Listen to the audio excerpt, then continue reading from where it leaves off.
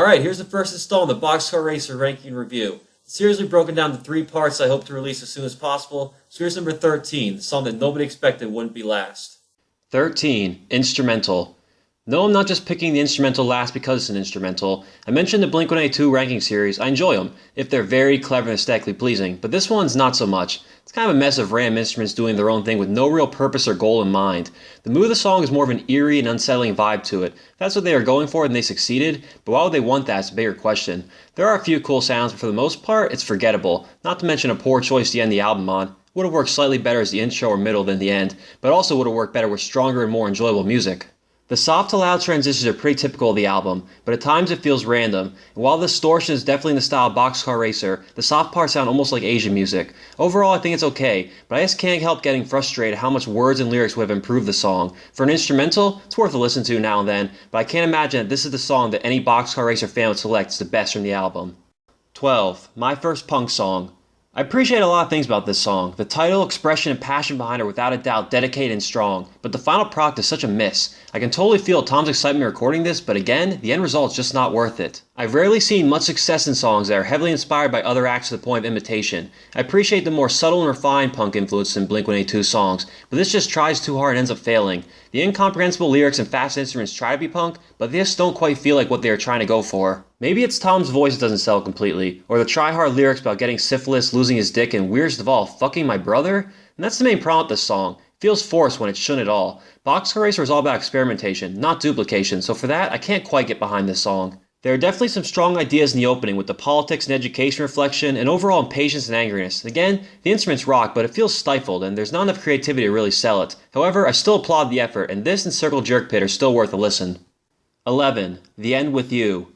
I'll mention how a lot of songs on Boxcar Racer are formulaic, and this is probably the worst offender. The song fails to distinguish itself in any way. Before I listened to it again, despite having heard it at least 20 times, I completely forgot the lyrics and ended up singing Tiny Voices. After listening to it, I can totally understand why I did. It starts off the same way as many of the others. Tom's edgy, "What the fuck?"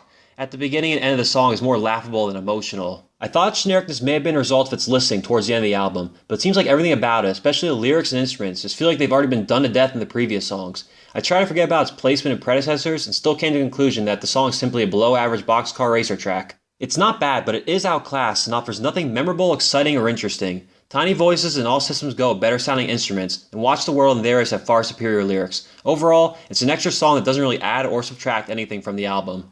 10. Sorrow. The song's hard to take seriously. The most distinguished part of it is a loud, awkward lament of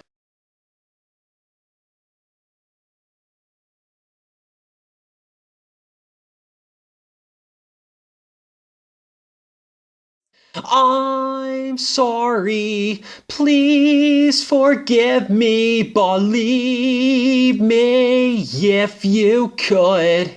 It's cringy and one of the weakest songs on the album. That being said, I actually look at it fondly. Sure, the lyrics are horrible and the guitar and other instruments are beyond forgettable, except maybe the solo drums at the end, but this song can at least be relatable. It's one of the more varied breakup songs Tom has ever wrote. While songs like Toasted Banana go for all-out anger and annoyance at the girl, and I'm Lost Without You was total lament and regret, Sorrow is right in the middle. In the verses, the speaker has some reflection to him, a bit of a devotion, obsession with the relationship. We've all been there when we've cared way more or wanted it way more, but there is a hint of attitude and annoyance in his words, until the chorus when the distortion kicks in and the passion and flood of emotions escalates into some of the worst lines on the album. Despite that, it's still an emotional song, and the bridge is a lovely piano sound that both follows and transcends the melody. While it's not the best Boxcar Racer was capable of, it's a decent attempt at a breakup song which can be both hit and miss, but given the right time, place, and mindset, it's an enjoyable listen. 9. Tiny Voices. Tiny Voices isn't the most unique song on the album. In fact, it's one of the more forgettable ones. But it does do some things right. I had to re-listen to it twice so I come up with enough to write about it. Overall, the song suffers the same problems as The End With You. However, this song is a lot more right and has more going for it. The guitar here is slightly better. The intro riff is one of the best on the album, but everything else besides the guitar is just passable. The highlight of the song is the bridge when the literal Tiny Voices come into play right after that sweet guitar riff. It's definitely an amusing combination with Tom and his friends muttering in the background while Tom slurs sings about voices. Then it's back to the riff. I think Tom tries a tad too hard to evoke a paranoid tone in the speaker, but just comes across as crazy. I don't think the song's about hearing voices like you're crazy. More so, this is someone coming of age and he's hearing a lot of different opinions, probably about authority that are disagreeable to him. Either way, there are definitely some highlights. Unfortunately, other parts are either bland or annoying, like the outro, for example.